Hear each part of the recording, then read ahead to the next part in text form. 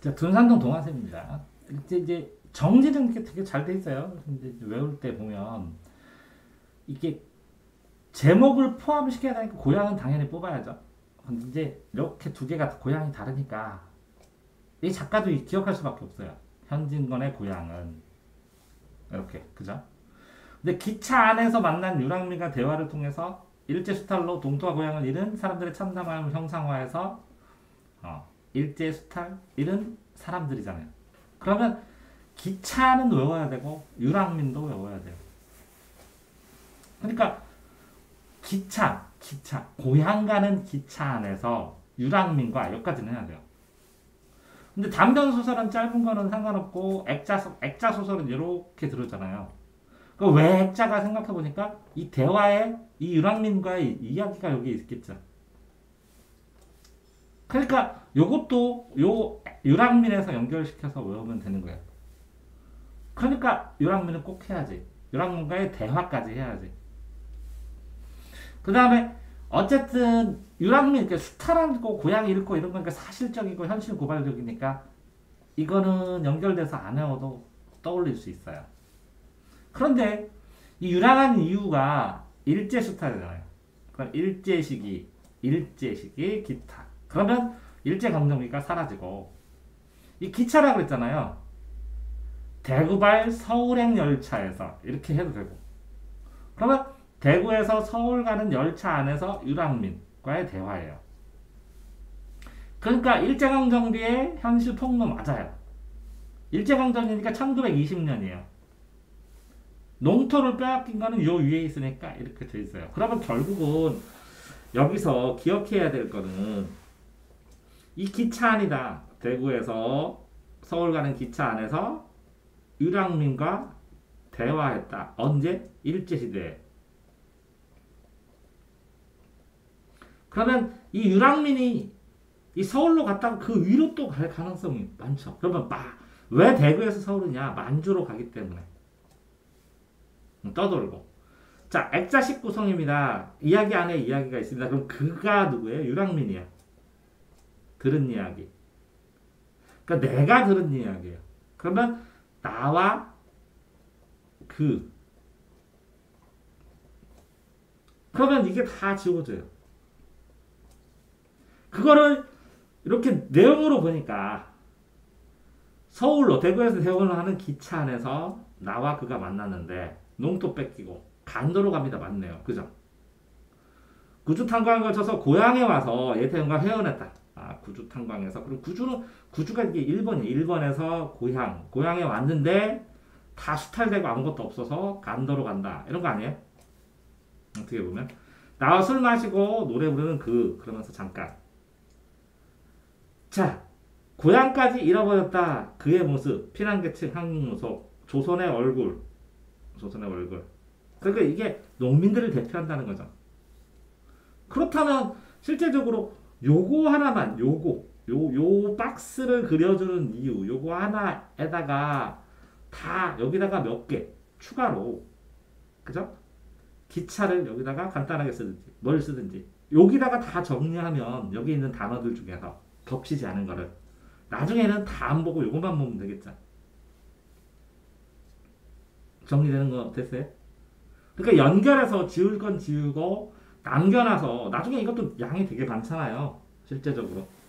근데 나중에 자주 볼 때는 요거 하나만 딱 봐도 충분히 얘기가 된다는 거죠. 왜? 여기 있는 단어들을 이쪽으로 다 끌어들여서 하면. 자, 3대 같은 경우에도 3대는 이렇게 1세대, 2세대, 3세대거든요. 그러면 요걸 중심으로 해야 되는 거죠. 어쩔 수 없이. 이것도 이 그림을 중심으로. 그러니까 도식화돼서 요것만 볼 때 기억이 더 잘 난다는 거예요. 이것도 3대도 이제 여기다 다 정리를 하면 3대에 걸친 가족이에요, 이게. 1세대, 2세대, 3세대니까. 당대 가족의 갈등과 계층 간의 대립을 통해 그럼 계층 대립, 상류, 중류, 하류 급변하고 있는 사회 실상을 보여준다. 그럼 계층 대립을 한번 보면 돼요. 계층 대립 보면 여기에서 이 마르크스주의자, 보수주의자하고 마르크스주의자, 부자랑 이거는 어떻게 보면 가난한 자거든요. 이게 부르주아지고 이게 프롤레타리아거든요. 자, 장편이고 세상에 대한 모습이요. 가족사는 다 나왔어. 당연히 사실, 현실 비판적이야. 그러면 일제강점기. 그럼 어디 나오냐? 일제강점기. 이게 구한말이 일제강점기. 이렇게 쓰면 되거든요. 근데 프롤레타리아 보기에 얘는 보수주의고 중산층이야. 그러니까 얼마큼 산다는 거야. 그래서 재산 상속과 세대 갈등에는 이렇게 하는 거 세대 갈등이야. 근데 상속을 이렇게 하려고 얘는. 왜? 얘한테 실망해. 3.1운동 좌절받고 조상훈한테 상과 훈장은 받을 수 있지만 일제시대라 얘가 술 먹고 아빠 기대에 유학까지 보냈는데 아빠의 기대에 못 미쳐. 그래서 재산 상속을 나 줬으면 하는데 이렇게 손자한테 그냥 넘기려고 해요. 세대 간의 갈등이 일어나고 관계나 사고방식, 행동양식을 보여주는데 1세대는 유교 중심이고 2세대는 기독교 중심이고 3세대는 이렇게 공산주의 사상도 침투해 있고 요거만 하면 이게 다 끝난 거거든요. 그러니까 실질적으로 여기에 있는 정보가 제일 많다는 거죠. 거기에 자, 조부가 덕기에게 말했어요. 이게 조덕기의 덕을 쌓는 덕을 기반으로 새로 출발해라. 선택의 여지 없다는 점을 단정적으로 말해서 여기에서 조부가 이 말이 무슨 뜻이냐면 여기서 여기로 그냥 넘기려고 하는 거다. 가족의 유대관계가 물질에 의해서 이게 뭐라고요? 돈에 의해서도 그렇지만 이 사상에 의해서도 차이가 나고 이게 넘어갔을 때 얘가 일제강점기의 비극적이에요. 얘가 제일 비극적이에요. 얘도 비극적이지만 어떻게 보면 희생자예요. 얘는 뭐라고요? 유교 중심으로 가면서 실제적으로 돈을 모아갖고 중간층인데 양반 흉내를 내는 거랑 마찬가지예요. 그러니까 얘도 계속 이어서 가물을 잘 만들고 싶었을 뿐인데 시대가 안 된 거예요. 이해됐나요? 그러니까 실제적으로는 요거 하나만 정리하면 다 끝나는 거예요. 3대가. 그거를 요 이름으로 얘는 의관정제한다. 조선시대. 얘는 상과 훈을 바라지만 일제강점기라 안 된다. 얘는 뭐라고요? 새 시대가 되면서 막 혼란스러운 시대다. 이렇게 뭐 보수주의, 마르크스주의. 그럼 유교 사상은 안 내려오겠어? 신학문은 안 내려오겠어? 막 뒤섞여진 거잖아. 그런 뒤섞이는 상황에서 덕을 기반으로 새 시대를 시작해야 된다라는 걸 이 할아버지가 조의관이 정했겠지. 이름도 조덕기라고 가장 유교적인 덕을 기반으로 해서 이런 상황을 보여준다는 거죠. 자, 다음. 그러니까 이거를 보되 이걸 전체를 다 기억하라는 것보다 지금 이 책의 구조는 여기 안에다가 나머지들을 글자를 써서 요것만 볼 수 있게 정리하는 게 나중에도 더 시각적으로 한 번에 볼 수 있게 더 도움이 된다는 거죠. 그죠? 자, 이경의 농촌이에요. 1920년대 일제네, 일제시대. 어쨌든 일제강점기니까 부조리할 테고 논리적으로 안 갈 테고 농민과 지식인의 투쟁에 그쳐졌다 이렇게 돼 있는데 그러면 여기다 1920 이렇게 쓰는 게 맞을지도 모르겠죠. 1920년 일제강점기에 윈터래 원터 농민들의 성장이 돼. 성장. 그럼 농민들 공부를 시키고 그랬지. 이게 말음이 중간관리자예요. 지주하게. 지주 밑에서. 지주가 이런 농민들 상대를 안 했어요. 평민들. 그러니까 중간관리자만 상대한 거야. 그러니까 얘도 지배계층의 일부로 들어가지만 사실은 피지배계층이야. 그러면서 지배계층에 넣어준 거야. 그러면 계층을 대표하는 말음하고 농민들.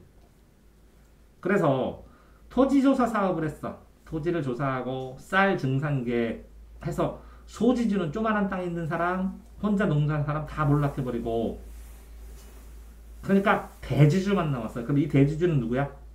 친일파일 확률도 크죠.